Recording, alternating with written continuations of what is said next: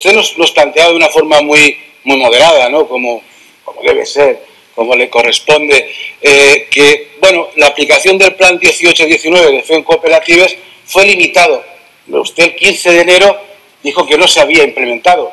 Cero, por retraso burocrático, porque no había, los empleados no se podían dedicar a una cosa y a la otra. Usted dijo cero, por tanto limitado, hombre, y tanto, absolutamente del todo. Claro, si el 2021 va a ser como el 18-19, aviaos estamos los valencianos, ¿no? Las medidas que propone, pues claro, desde mi grupo parlamentario, desde Vox, hombre, pues no las compartimos demasiado, algunas de algunos comentarios que ha hecho, porque medidas, ya le digo, que nos gustaría oír algunas más en concreto, ¿no? Habla de abrir diálogo social con nuevos actores. ¿Quiénes son esos actores?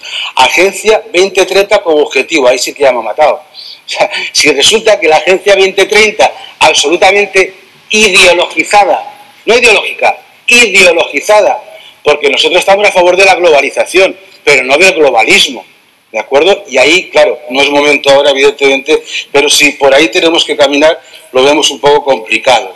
Y lo de pasar un decreto ley para pasar del estado de alarma a la nueva normalidad, yo creo que los valencianos lo que quieren es recuperar su normalidad, no una nueva. Una nueva nos asusta. Lo que queremos es salvar los trastos, una recuperación en serio y volver a la normalidad de siempre.